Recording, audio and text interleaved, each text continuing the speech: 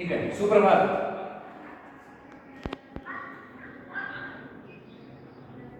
हमने पिछले क्लासिका में अलंकार यानी शब्दालंकार के दो प्रकार देखे थे। आज शेष बचे हुए श्लेष अलंकार देखने जा रहे हैं हम। श्लेष अलंकार की परिभाषा देखिए। जब किसी शब्द का प्रयोग एक बार ही किया जाता है पर उसके एक से अधिक अर्थ निकलते हैं तब श्लेष अलंकार होता है।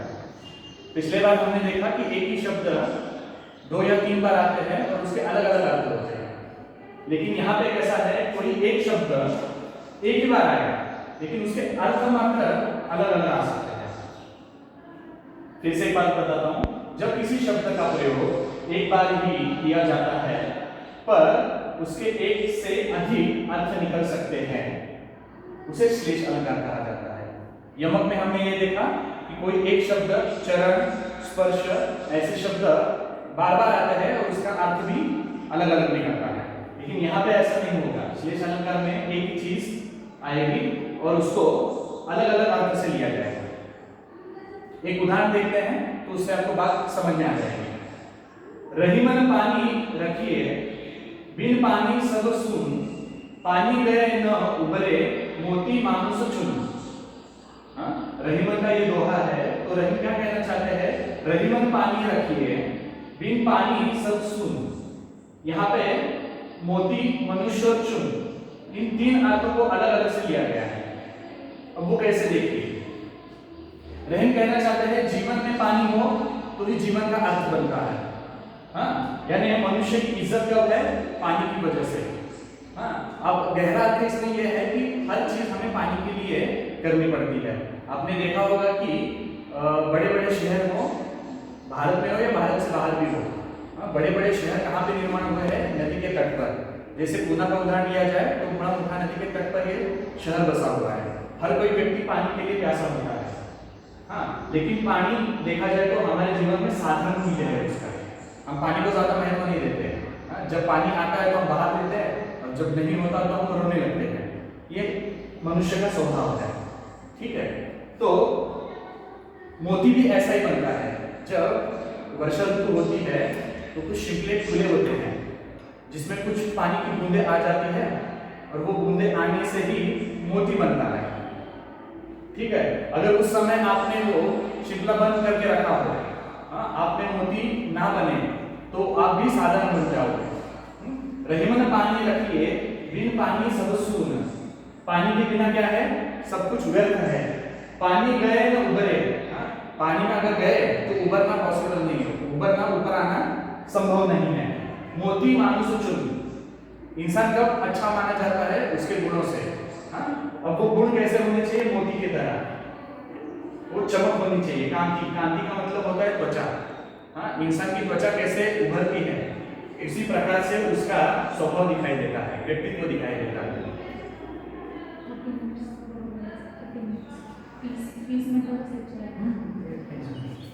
मनुष्य, इज्जत, समान प्रतिष्ठा और चुने का मतलब यहाँ पे चुन दिया गया है तो साधारण पानी। अब देखा जाए तो जैसे हमने परिभाषा देखी, परिभाषा में कहा गया कि एक ही शब्द बार बार आ रहा है और उसका अर्थ अलग आता है। तो अलग अर्थ से कैसे बनता है, मोती, मनुष्य और चुने, इन तीनों को उदाहरण देते हुए रहीमदास ने पानी का उपयोग किया है। यहां तक समझ में आया। अब दूसरा उदाहरण देखते हैं। दूसरे उदाहरण में रहीमदास ये है, जो रहीम गति दीप की कुल कपूत गति सोए, बारे उजी यारे कैर बड़े अंधेरो हो। इसका मतलब यह बनता है, रहीमदास कहते हैं कि दीप की गति होती है। हमारे घर में जो मंदिर होता है या देव भगवान की पूजा जहाँ पे होती है वहां पे हम दिया लगाते हैं। वो दिए की गति कैसे होती है, जब हम शुरुआत में दिया लगाते हैं वो मंद जलते रहता है, निरंतर जलते रहता है और प्रकाशमान होता है, जिससे हमें प्रसन्नता मिलती है। लेकिन जब दीपक बुझने की कगार पे आ जाता है, जब बुझने की समय पे आ जाता है, वो फड़फड़ाने लगता है, वो अधिक से अधिक ऊर्जा देने का प्रयत्न करता है। लेकिन देखो यहाँ रहीमदास जी क्या कहना चाहते हैं, जो रहीम गति दीप की कुल कपूत गति सोए। यहाँ पे दीप का अर्थ 2 लेना है। एक दीप दीपक और एक कुल दीपक। लेकिन कुल दीपक ऐसा होना चाहिए शांति से ऊर्जा पैदा करके हमारे परिवार को आगे लेके जाने वाला। लेकिन अगर वो कपूत हो तो क्या करेगा, उस ज्यादा से ज्यादा ऊर्जा देगा, प्रकाशमान करेगा और उनको नीचे लेके जाने का प्रयत्न करेगा। तो हमारी गति कैसी होनी चाहिए, रविदास कहते हैं दीपक की तरह होनी चाहिए। और वो दीपक भी कैसा, शुरुआती दीपक, जब हम दिया लगाते वो शांति से मंद से उजाला फैलाता है और हमें प्रकाशमान करता है। लेकिन कुल कपूत गति सोए, कुल कपूत माने जो लड़का घर में पैदा होता है उसको आगे जाना पड़ता है, वो परिवार आगे बढ़ाना उसका काम होता है। लेकिन वो अगर कपूत निकला तो वो क्या करेगा, घर में सारी चीजों को मिट्टी में डालने का काम करेगा। ऐसा काम करेगा तो वो दीपक फड़फड़ाते हुए झट से शांत हो जाएगा। बारे उचित यार कहे बड़े अंधेरों हो। हमें ऐसा लगता है कि जो कुल का दीपक है वो क्या कर रहा है, बहुत ऊर्जा दे रहा है, बहुत प्रकाशमान तैयार हो रहा है। लेकिन उस प्रकाश से क्या होगा, थोड़ी ही देर में बड़ा अंधेरा छाएगा। इससे अच्छा यह है कि बारे उजियारे करे, मंद प्रकाश देते हुए उजियालों से हमें क्या करना है, इस परिवार को, इस समाज को आगे लेके जाना है। रविदास यहाँ पे यही कहना चाहते हैं कि जैसे हम कहते हैं आकाशोगति में उड़े जाने, रविदास यहाँ भी यही कहना चाहते हैं दीपक कैसा जलना चाहिए, शांत मंद, और उसकी ऊर्जा चारों तरफ फैलनी चाहिए, ना कि भगभगाते हुए जलना और 5 मिनट में शांत हो जाना।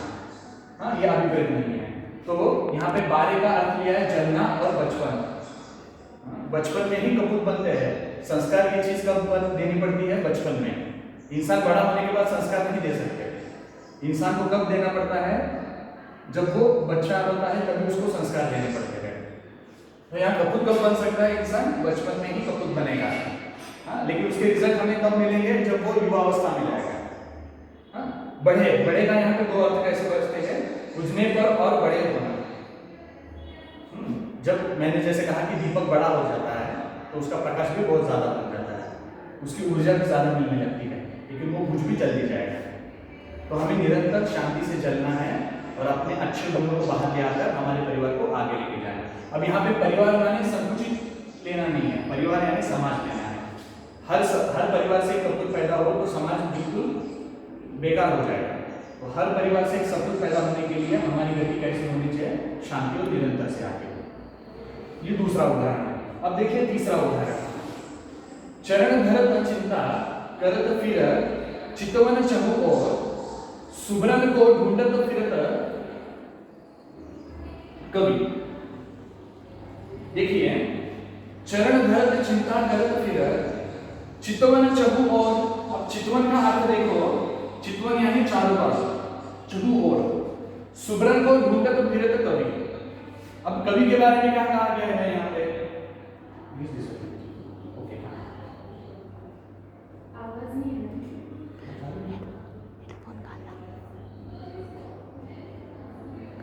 स्टूडेंट्स, आप लोगों को क्लियर आवाज नहीं आ रही क्या? तीसरा उदाहरण देखने जा रहे, चरण धरत चिंता करत फिर चितवन चहु और सुब्रन को ढूंढत फिर कवि। अब सुब्रन के यहाँ 3 अर्थ बनते हैं। फिरत कवि, अभिव्यक्ति चोर। 3 प्रकार के व्यक्ति होते हैं। एक, जो चीजें मिलती है उसमें कुछ अच्छा करते हैं। कुछ लोग ऐसे होते हैं जो अच्छी चीजों को चुराने की इच्छा रखते हैं, और कुछ लोग ऐसे होते हैं जो अच्छे और बुरे को मिलाने की कोशिश करते हैं। यहाँ पे 3 अर्थ दिए गए हैं। तो सुब्रन का अर्थ यहाँ पे होता है कि अच्छे शब्दों को खोजने वाला या अच्छे लोगों को खोजने वाला व्यक्ति। दूसरा दिया है सुब्रन का अर्थ यहाँ पे सुंदरता या अच्छे चीजों को अपने पास लेने की कोशिश करने वाला, यानी उसे हम चोर भी कहते हैं। जो चीज हमारी होती है वो तो हमारी होती है, ठीक है, लेकिन जो चीज हमारी नहीं होती उसको छीनने का प्रयत्न करने वाला जो होता है उसको भी सुब्रन या चोर कहा गया है। हाँ, सोने जैसी आकर्षक चीज कह सकते हो, या कोई भी ऐसी अच्छी चीज जो दूसरे के पास है जो हमारे पास नहीं है उसको छीनने की कोशिश करना माने चोरी, जिसको भी सुब्रन कहा गया है। देखो, होता ऐसा है कि चरण धरत चिंता करत फिर चितवन चहु और। जो इंसान खुद के पैरों पे खड़ा नहीं है उसको चारों दिशाओं में क्या दिखाई देता है, जो चीजें है वो मेरे पास नहीं है। माने होता है ना, ऐसा अक्सर होता है, मैं अगर पढ़ाई कर लेता तो मेरे इतने सारे नंबर आ जाते, हमेशा इंसान ऐसे कुछ बोलता है, लेकिन वो उस प्रयास तक नहीं पहुंचता। उसके लिए अच्छा उदाहरण दिया तो नाच ना है आंगन टेढ़ा, ये भी कहा जाता है। लेकिन कुछ व्यक्तियों का स्वभाव ऐसा होता है, सुधरत कोई ढूंढत फिरत कवि अभिव्यक्ति चोर, उसको व्यभिचारी भी कहा गया है। जो चीज खुद के पास ना हो वो दूसरे के पास ढूंढने जाए, उसको व्यभिचारी कहा जाता है। यहाँ तक ये 3 उदाहरण हैं। जैसे कि मैंने पहले भी कहा है, ये जो मैं सिखा रहा हूँ इसका वीडियो YouTube पे तो आएगा ही, लेकिन ये सारा लिखा हुआ मैं आपको WhatsApp पे कर दूंगा।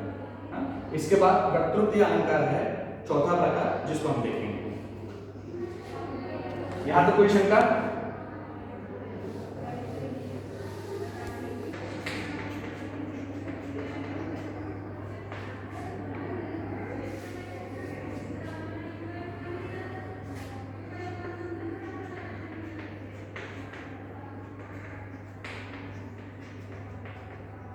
पहले हम परिभाषा देखेंगे।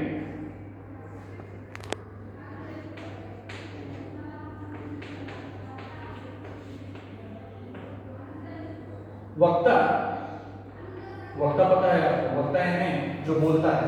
वक्ता के कथन का श्रोता, श्रोता यानी जो सुनता है, श्रोता द्वारा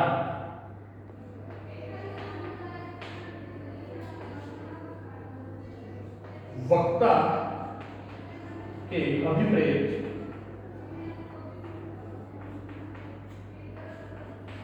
वक्ता के अभिप्रेत आशय, आशय यानी अर्थ से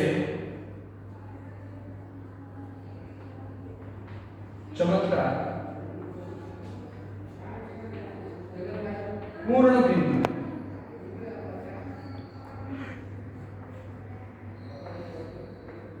पूर्ण भिन्न अर्थ लगाया जाए, वहां वक्तोक्ति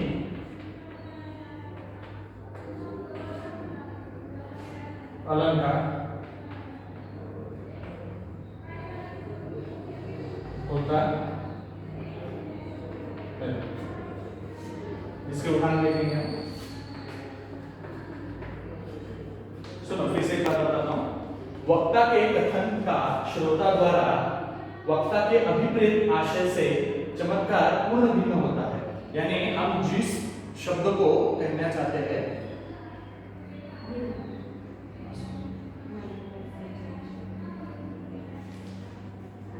श्रोता द्वारा वक्ता के अभिप्रेत आशय से चमत्कार पूर्ण भिन्न अर्थ लगाया गया, वहां वक्तृत्व अलंकार होता है।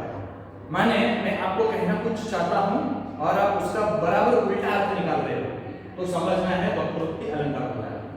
बात समझ में है? भिन्न अर्थ निकलना चाहिए। हाँ, अगर मैं सफेद कहूं और आप काला ले लो, मैं शीतल कहूं और आप उष्ण ले लो, बराबर भिन्न अर्थ अगर निकलता हो तो उसे हम क्या कहेंगे? वक्तृत्व अलंकार। हम उदाहरण के माध्यम से समझेंगे। उदाहरण पहला, इसके उदाहरण बड़े मजेदार होते हैं। मैं सुकुमार नाथ बन जो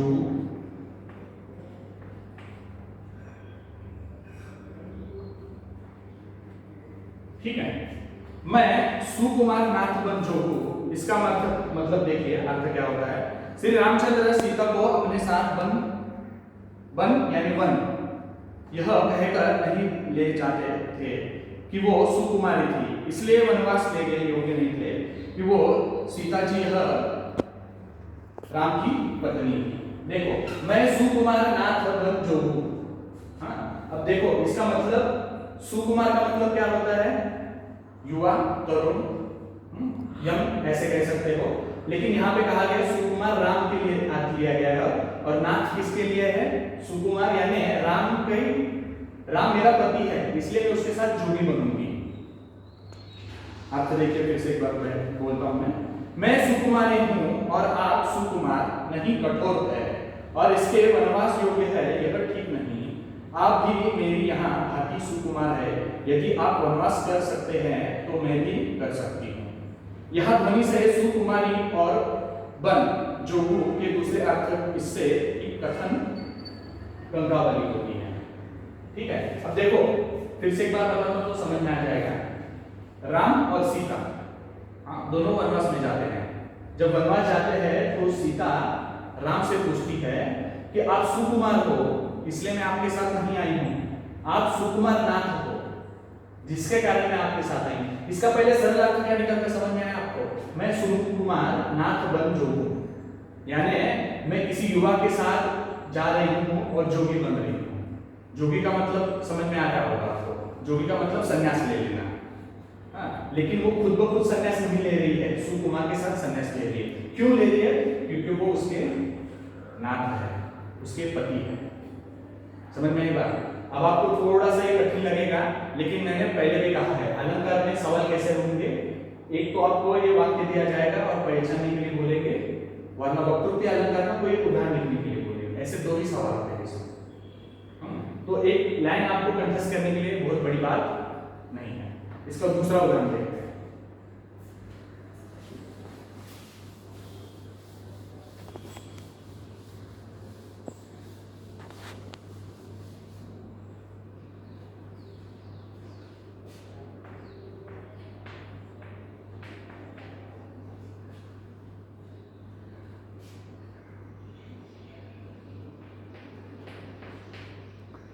तो तुम इधर आए कहा, प्रश्न मार्क, घनश्याम है तो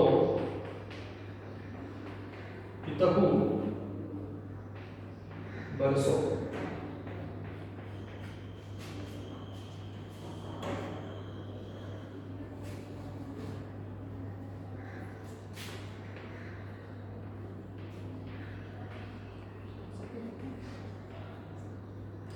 देखो, तो तुम इत आयो कहा, घनश्याम है तो कितु बरसो। इसका मतलब सादा सरल है कि राधा मेघ से कहती है, मेघ यानी बारिश को कहती है, तो तुम इत आए कहा, घनश्याम तो कितु बरसो, यानी जहां श्री कृष्ण है वहां जाके बरसो, तुम यहाँ कहाँ आए। ये इसका सरल अर्थ होता है, लेकिन असल में अर्थ क्या बनता है इसका? श्री कृष्ण ने राधा से अपना परिचय देते हुए कहा, क्योंकि घनश्याम और मेघ ये दोनों श्री कृष्ण के नाम होते हैं। मेघराज ये भी श्री कृष्ण का नाम है। तो असल में ये किसी मेघ को मैसेज नहीं है, ये श्री कृष्ण को भी मैसेज दिया है। देखिए कैसे श्री कृष्ण ने राधा से अपना परिचय देते हुए कहा कि मैं घनश्याम हूँ। घनश्याम का एक अर्थ काले बादल में होता है, और राधा ने शरद से कहा कि घनश्याम हो तो यहाँ तुम्हारा क्या काम, जाकर कहीं बरसो। सरल हमने अर्थ क्या देखा? तो तुम इस आए कहा, तो तुम इतर आए कहा, क्वेश्चन मार्क, घनश्याम है तो कितु बरसो। सादा अर्थ यहाँ होता है, राधा श्री कृष्ण से कहती है अगर तुम्हारा नाम घनश्याम है, जिसका मतलब मेघ होता है, काले बादल, तो तुम काले बादल यहाँ क्यों आए हो, तुम जाके कहीं बरसो।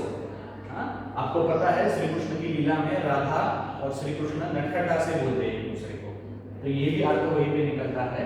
अगर तुम्हारा नाम घनश्याम है, मेघ है, काले बादल है, तो कहीं जाके बरसो, तुम मुझे मिलने क्यों आए।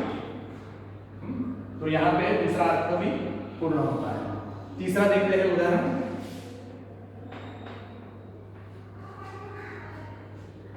कहा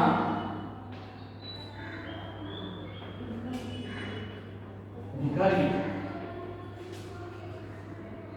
गयो यहाँ ते पहले जो तुव प्रति पलो।